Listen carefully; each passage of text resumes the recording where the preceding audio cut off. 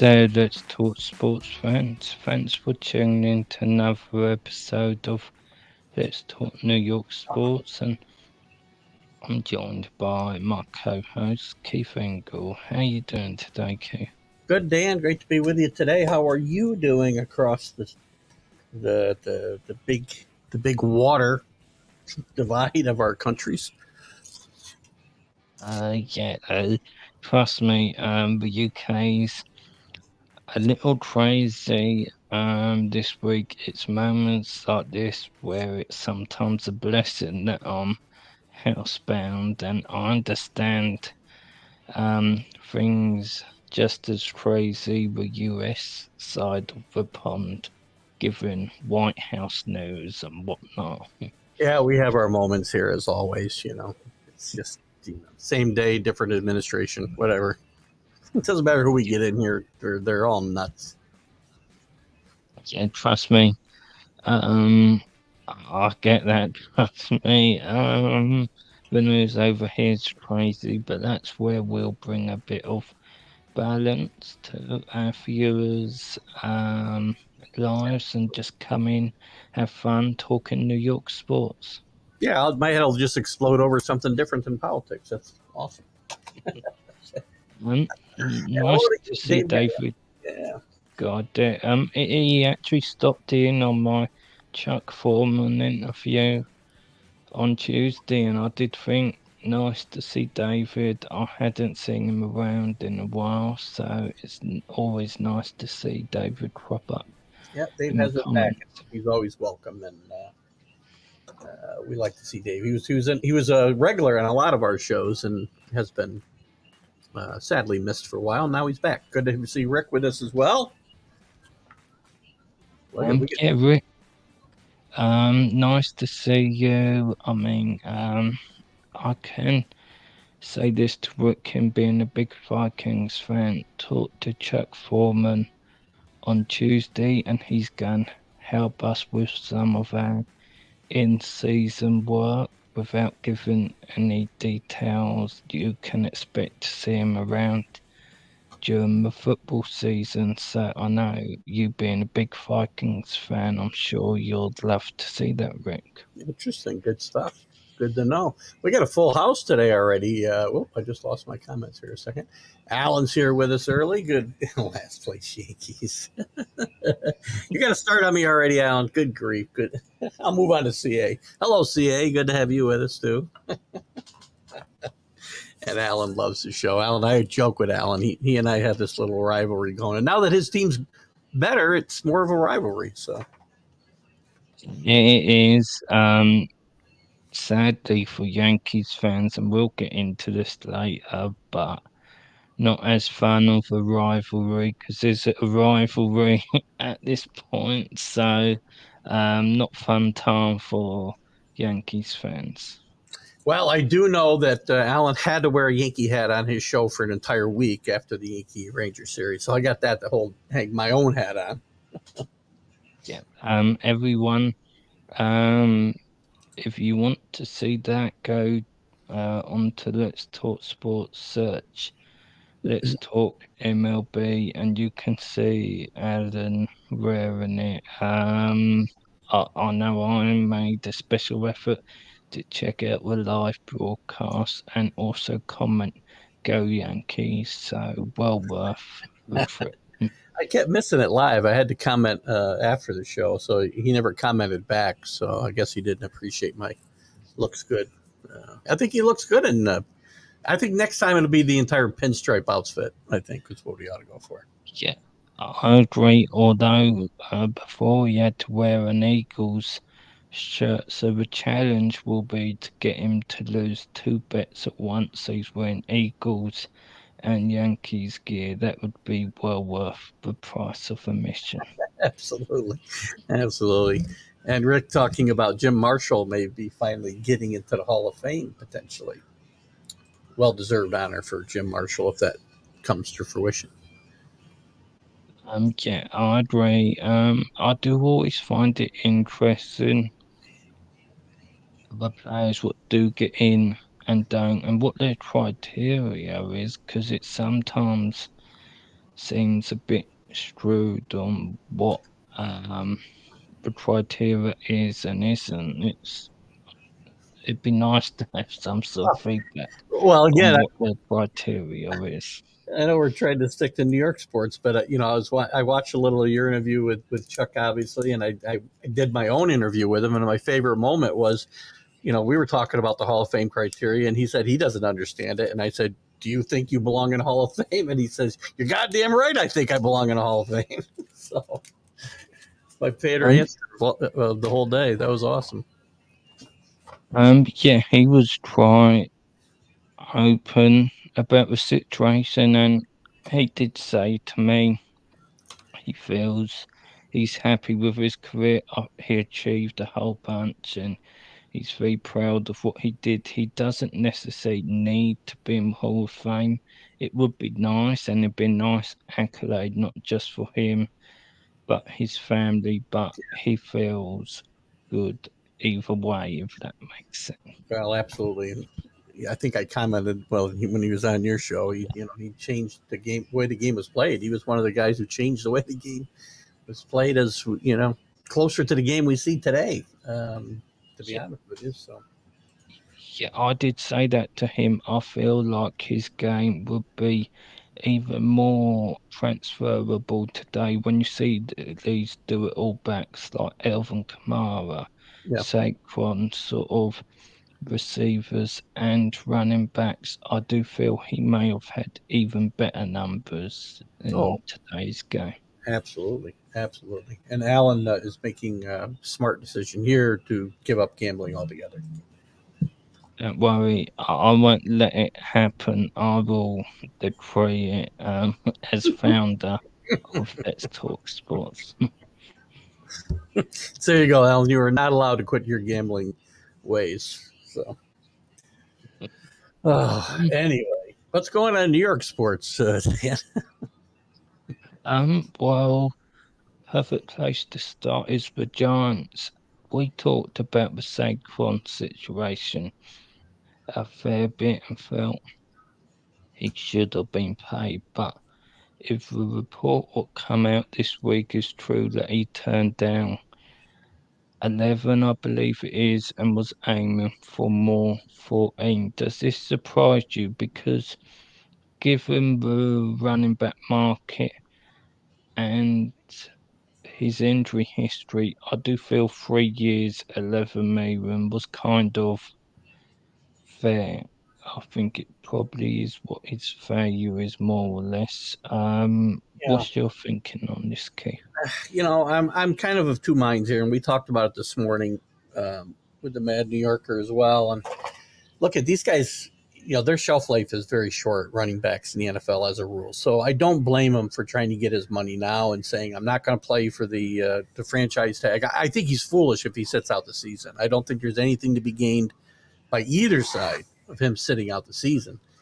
With that said, I don't blame the guy for trying to get his while he can, but he just doesn't have any leverage right now to get the deal that he wants. So he's either playing under the franchise tag, or he's not playing at all this season. Is what it looks like is going to happen, unless the Giants up their offer by Monday. I believe after Monday he can't resign for anything other than the franchise tag until next year, until after this season.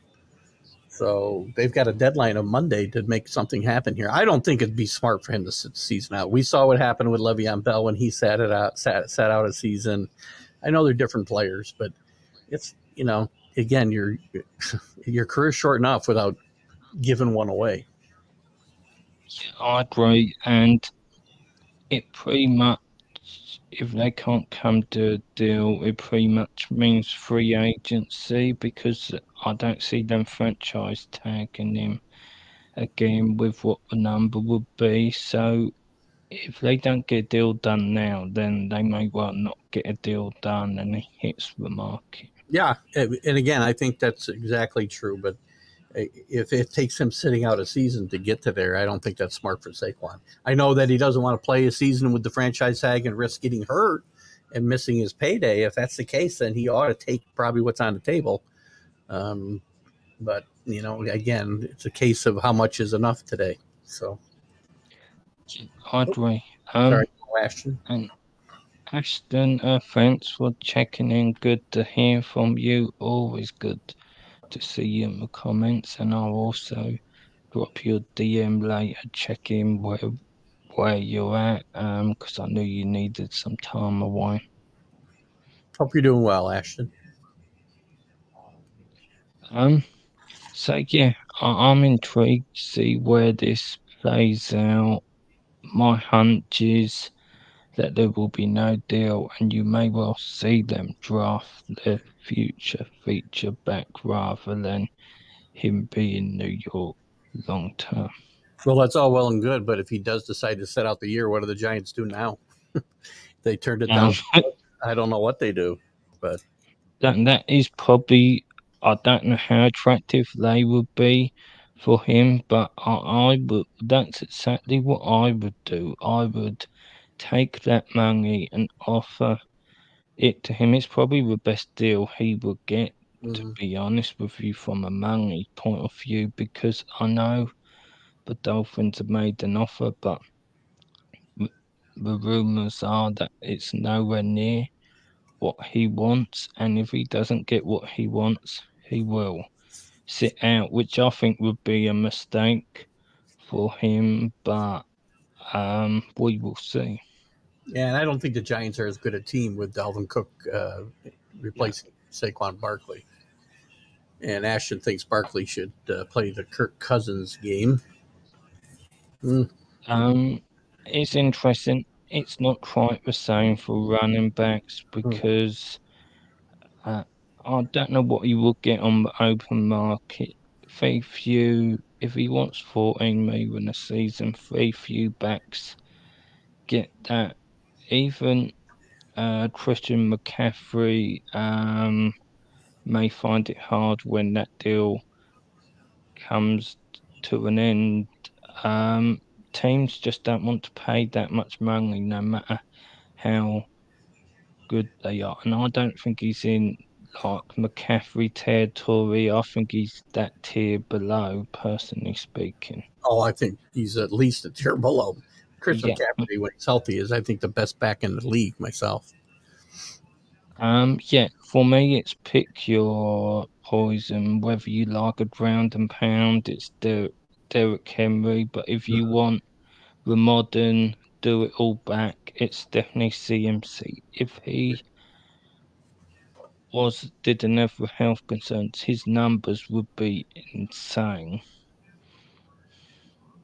Well, we'll see how that all plays out. So, for the Giants' sake, I hope they make this work because they've got some momentum going. It would be a shame to see them take a step backwards because their running game is lacking after the way Yeah. they stepped forward last year.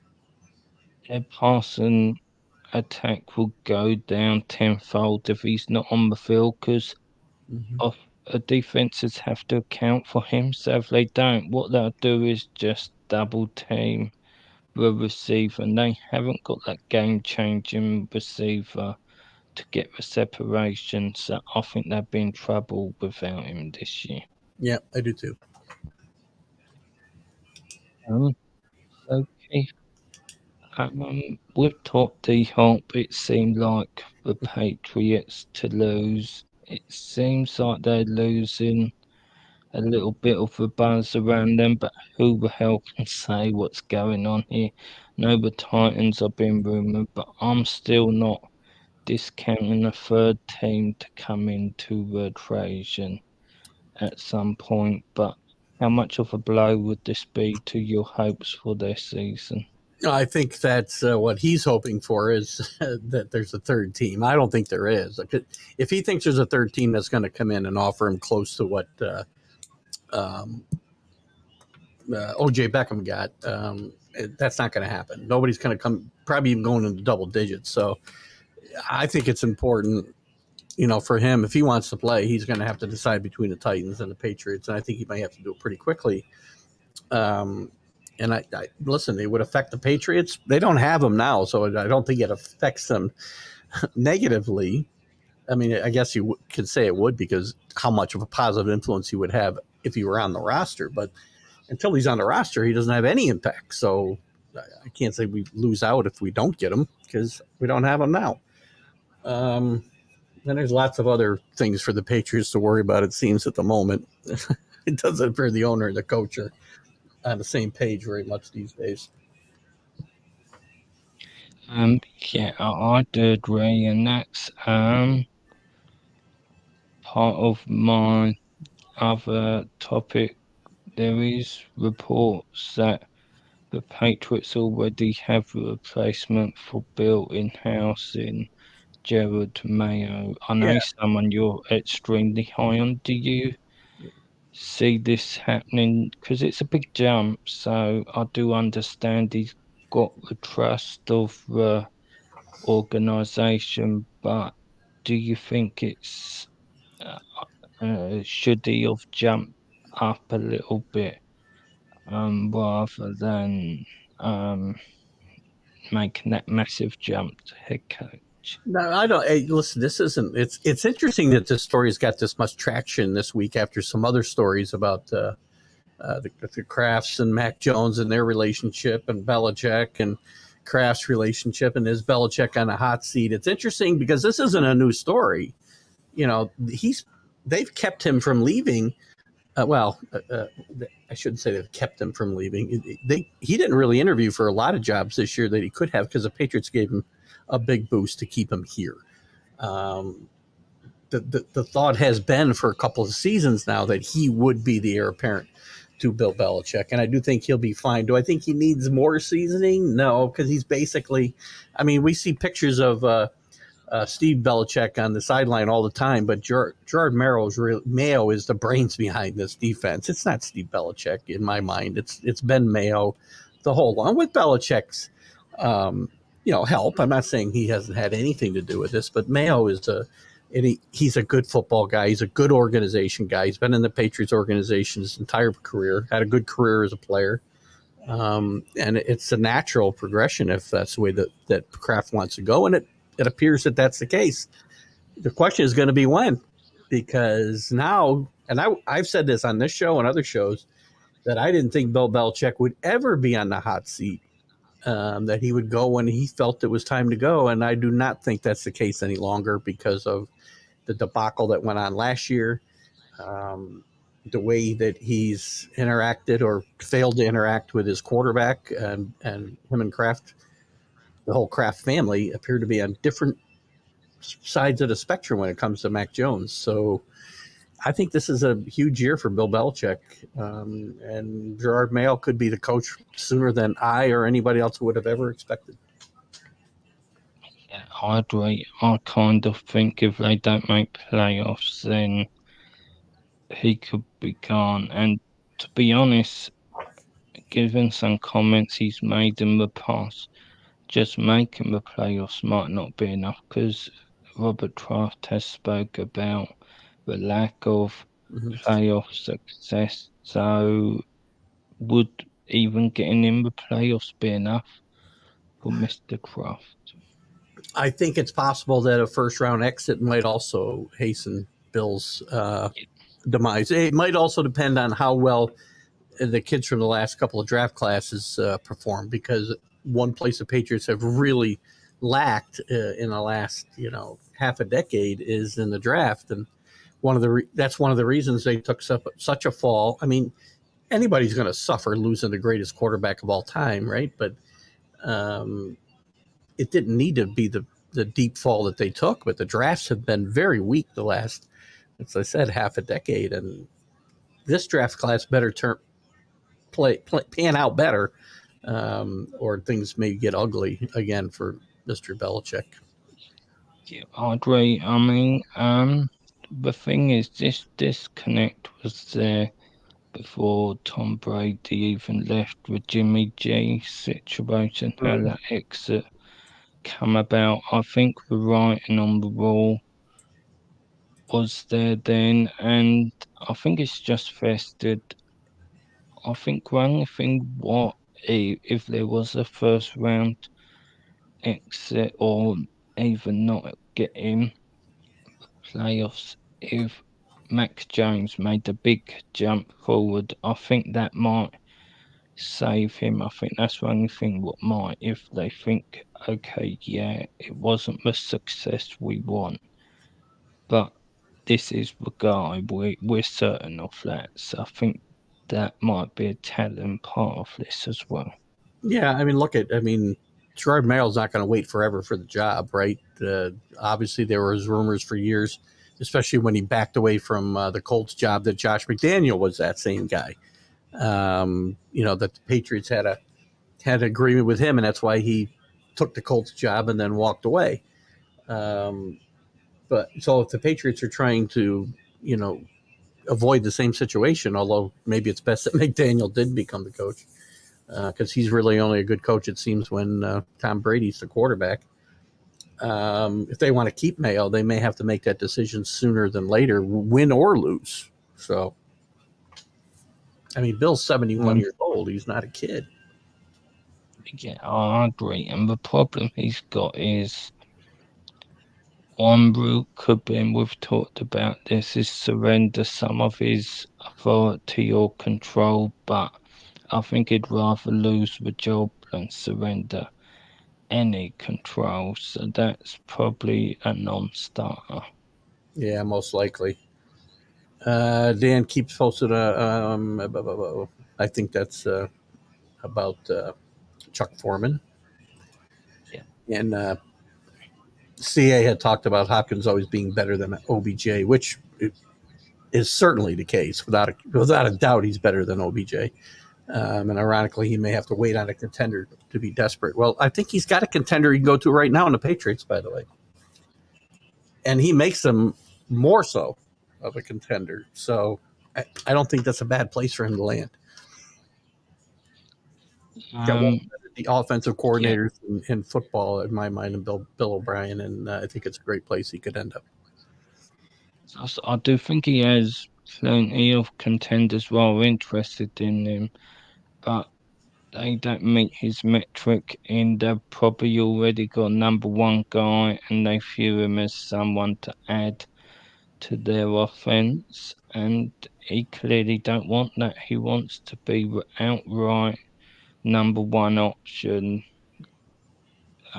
Get his catches guaranteed. I think people like the Chiefs, the Bills would be interested, but maybe they're not prepared to pay his number.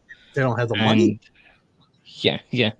I mean, personally, from my point of view, and it's easy for me to say that it's not my money, but what I would do is look at someone like the Chiefs and then look to get your payday next season at the I, end of the season. I don't disagree with that. I mean, again, the Chiefs can only pay him less than $3 million, which again is not chump change, but I guess it is to, D Hop. But you're right. You may have to sign a make good contract and be done with it. But I'm Yeah, not sure if that's the best way to go for him. Listen, does he want to win or does he want to make money? That's always a choice these guys have. So you know, yeah. Look, um, if I was the Chiefs, what I would try and do is move some of Patrick Mahomes' money around or when you extend Chris Jones. And if you could offer him five or six and some playoffs incentives, you can always make the money work. I do agree.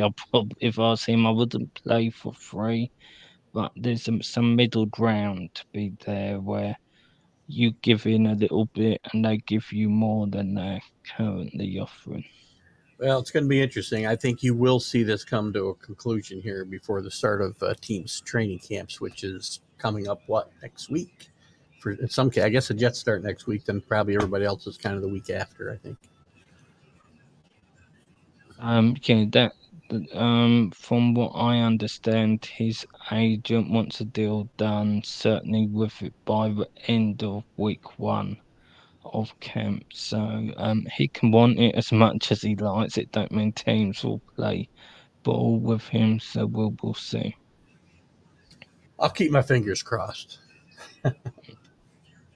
Um, so Keith, a lot going on with the Jets at the moment. One being Quinn Williams is finally extended, and we've talked about this matter several times. Always go and get done, had to get done, and I think the number what they paid is about right. I think that is his value. I think he also did them a bit of a favour in regard to guarantees as well. I think this is a good deal for the Jets, to be honest with you. Yeah, I think it's a good deal for both sides, and Yeah, I think it's good to get this out of the way because again, this is, and we've talked about this. They don't need with where they are positioned right now. They don't need this type of distraction.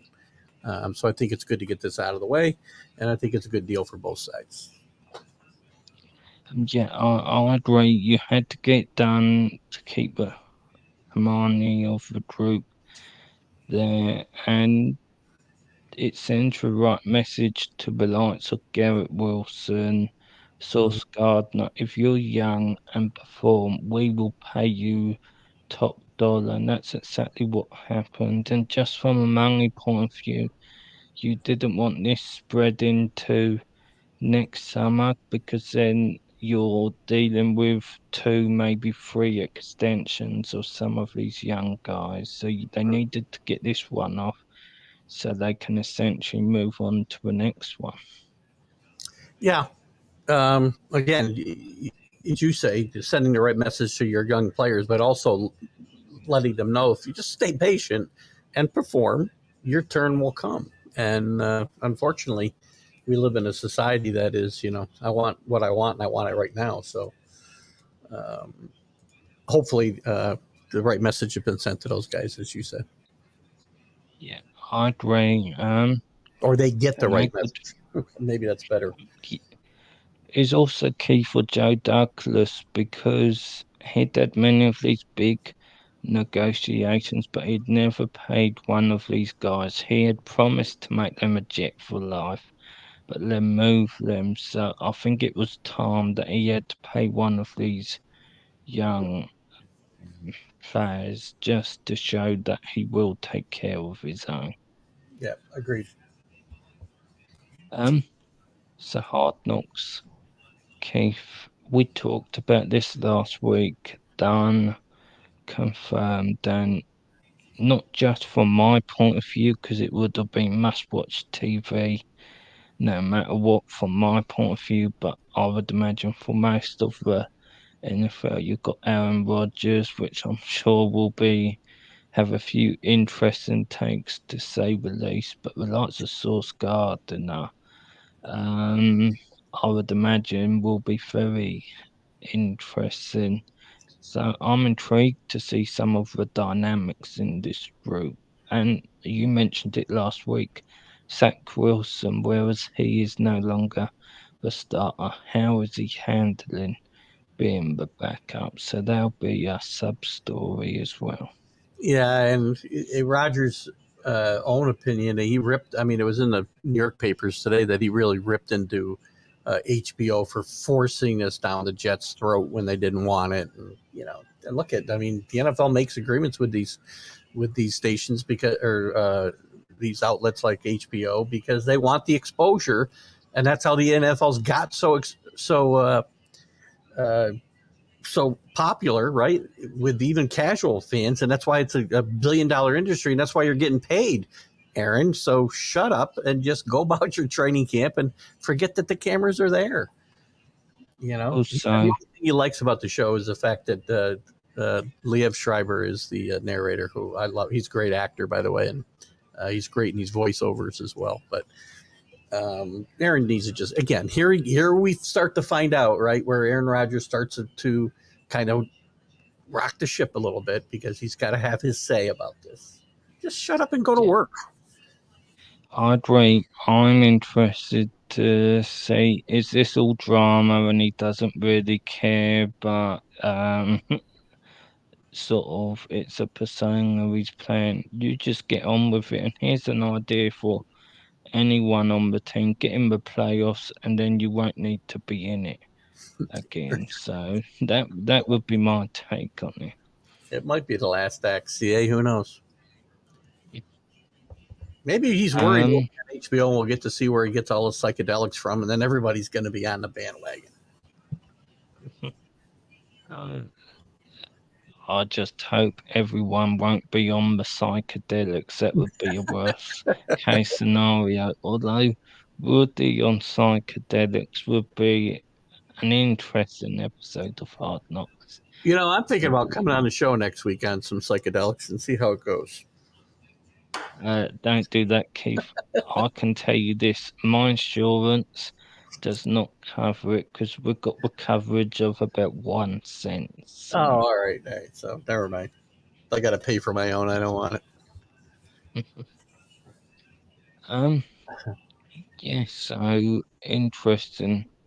Um, to see how that will unfold.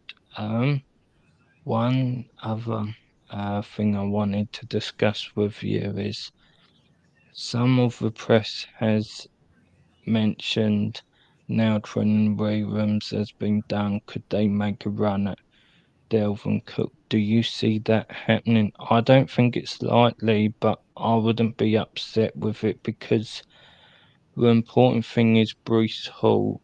I would prefer he doesn't have to carry the load. So if you have him on board, you could essentially put him on a snap count until the trade deadline and then ramp him up with the postseason in mind.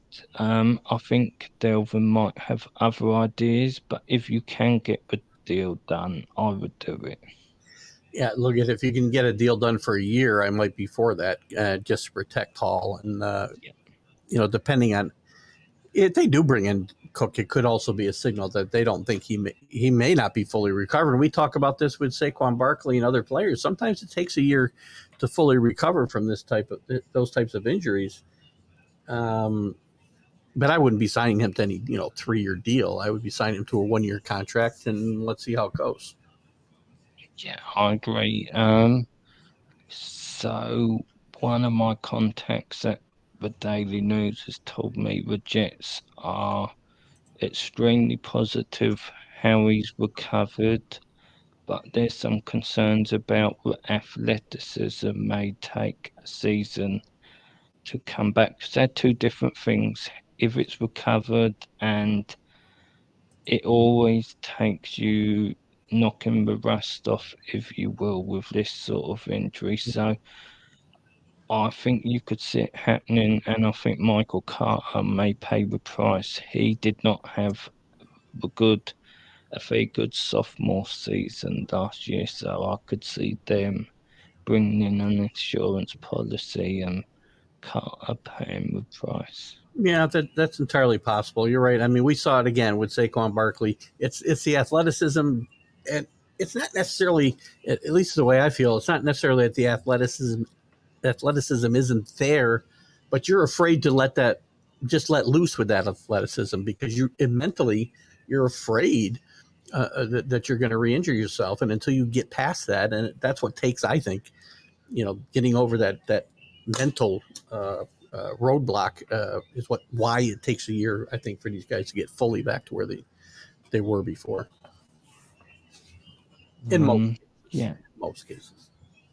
yeah, I agree. Yeah, definitely going to be interesting how that plays out. Yeah, yeah, Rick. They'll be there.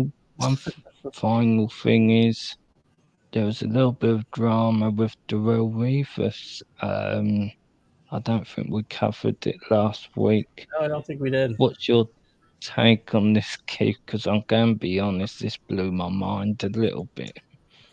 I'm not sure what to make of this. I mean, I didn't know that this was an issue until uh, last week, and the New York papers certainly played it up.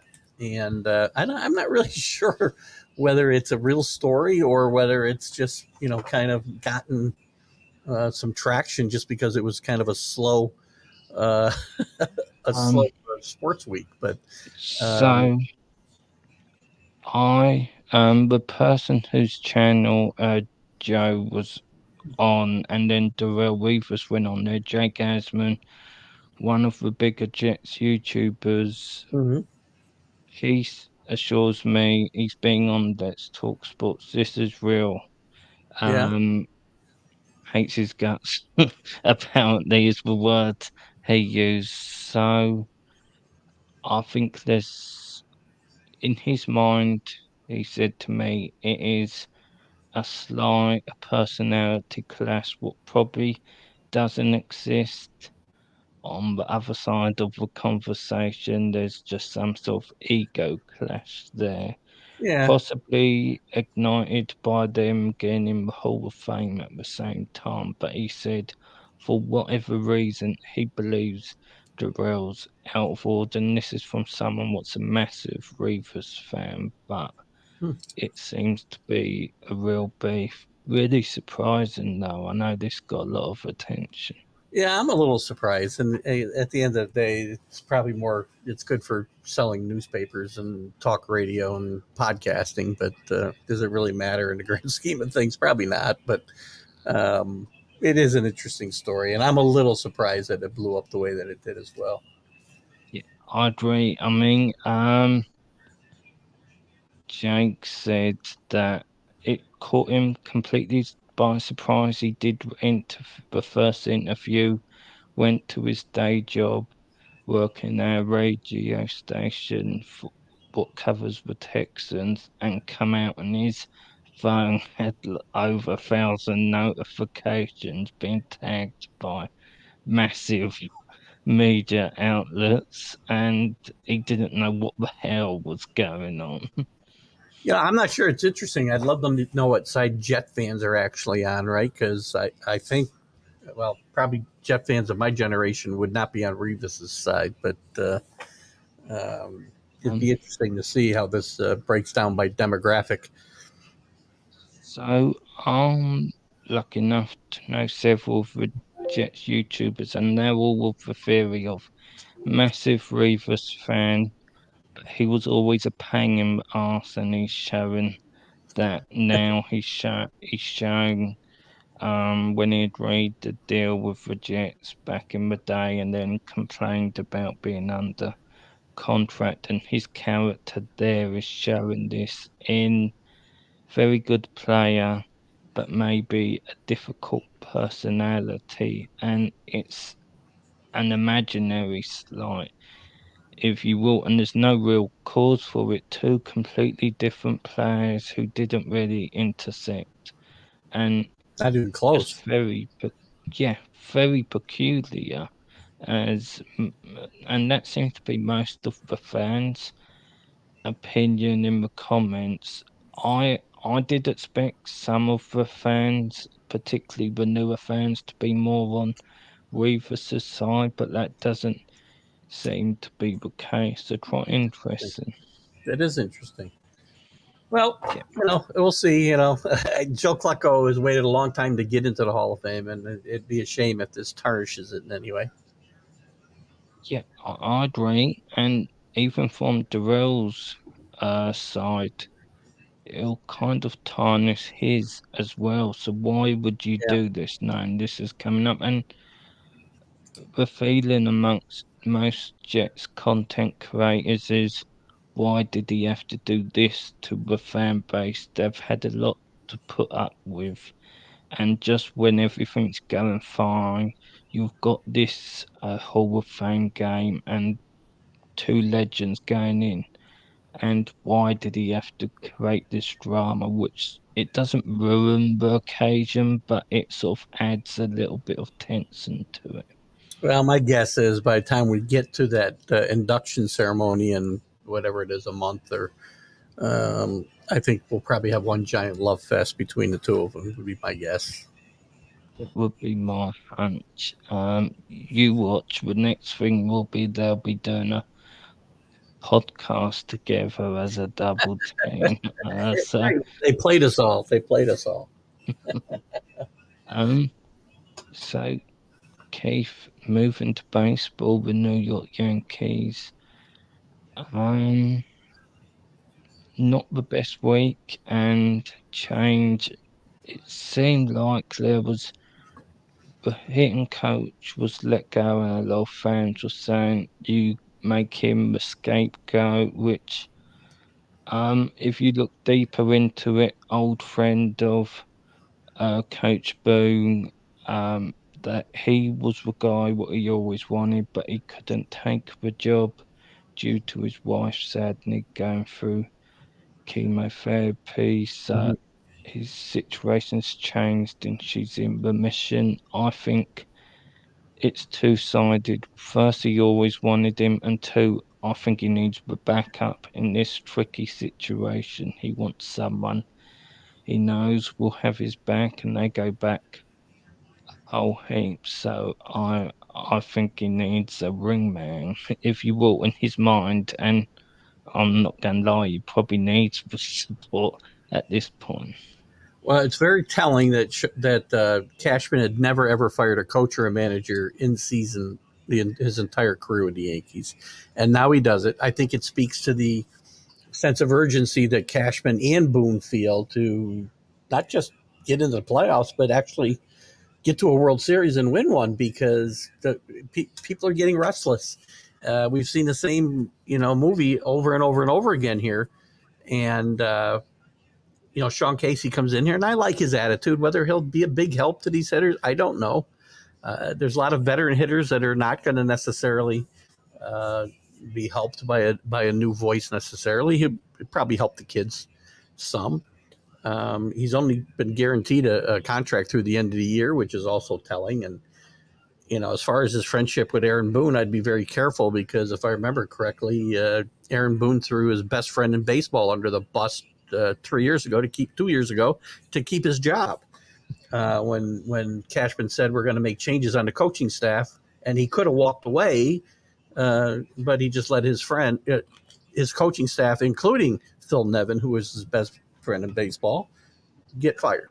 So Sean Casey, don't expect any help from uh, Aaron if things get a little rough there.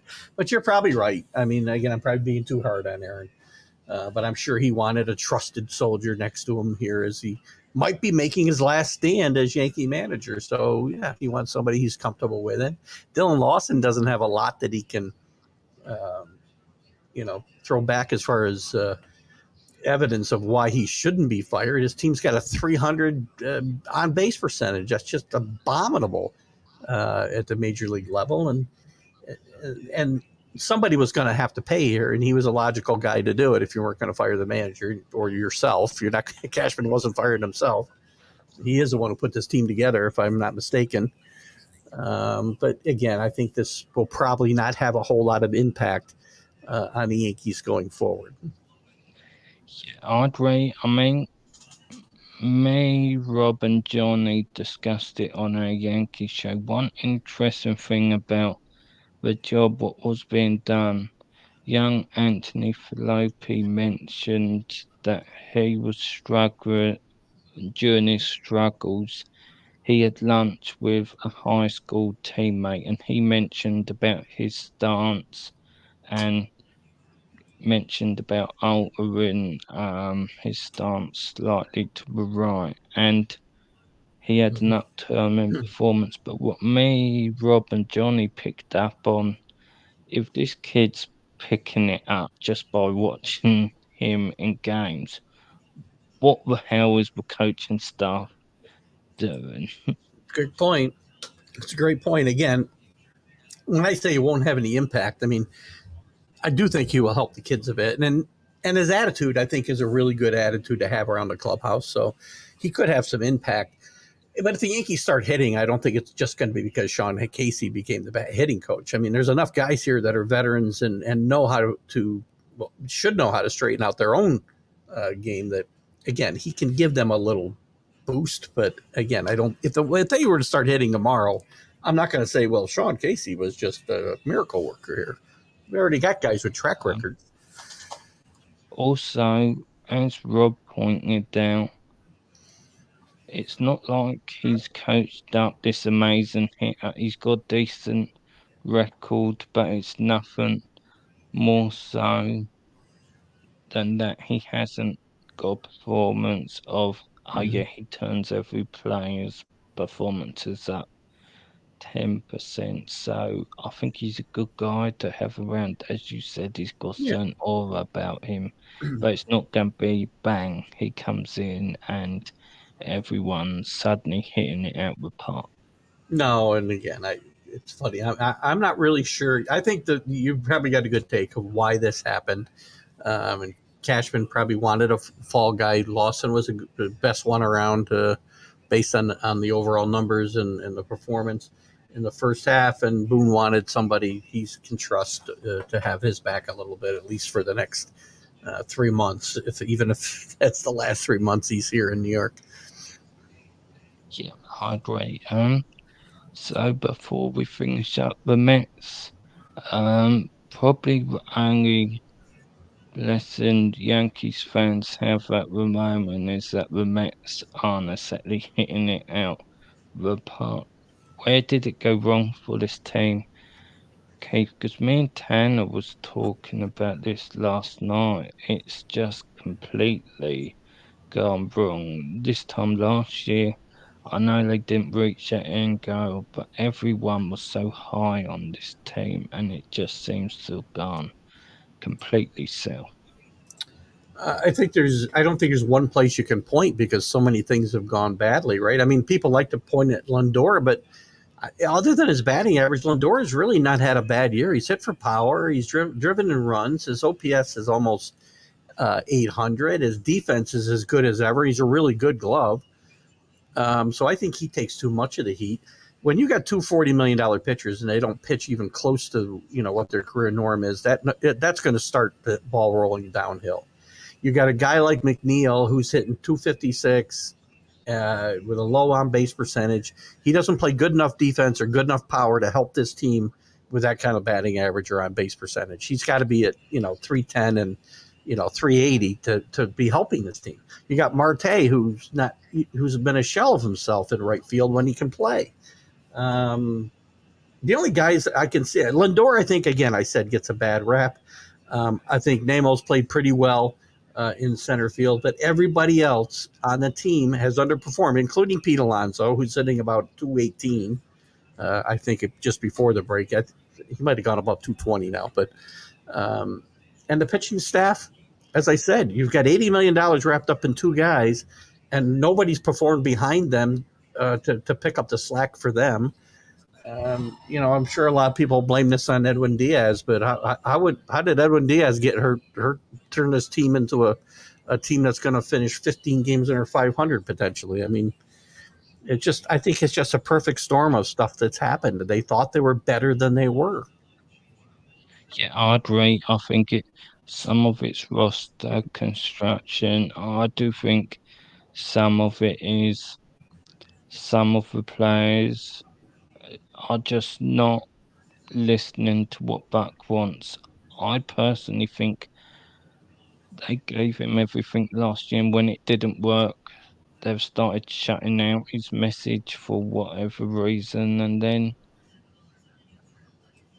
it starts with the culture around the team. This has happened over a couple of coaches now, so Yeah. possibly having an aggressive owner, is that conducive to having sort of culture that you want? I'm not sure.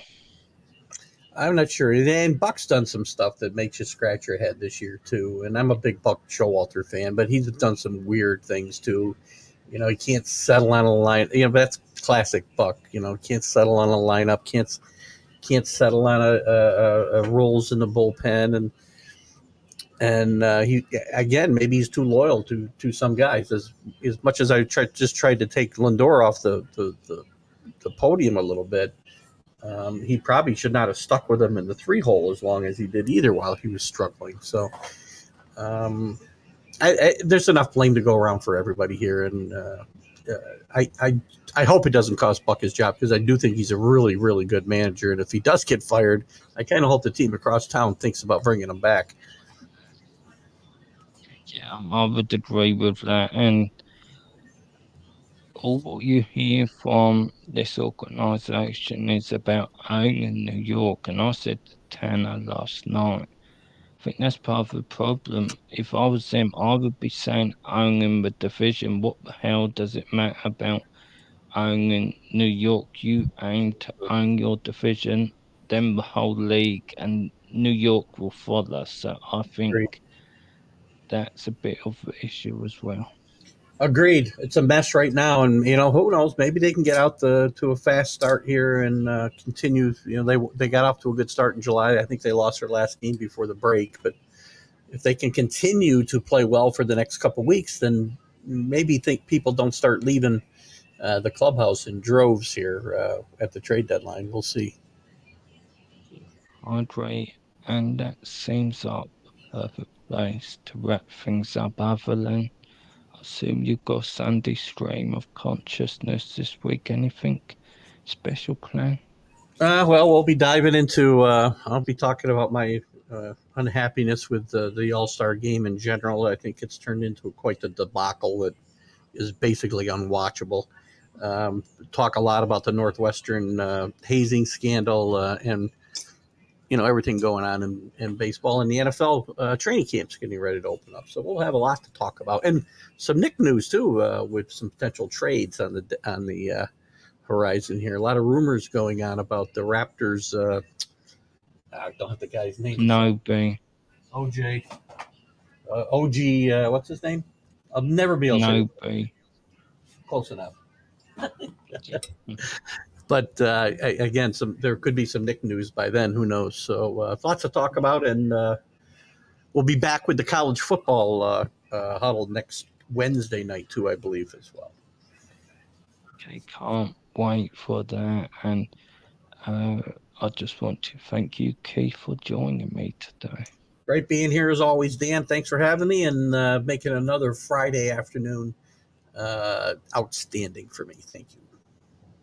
My pleasure. Thank you to everyone for joining us today. The comments very active. So many I can't even name you all, but we do thank you for joining us and help the flow of the episode. We'll be back next Friday, and until then, let's talk sport fans. Thanks for watching.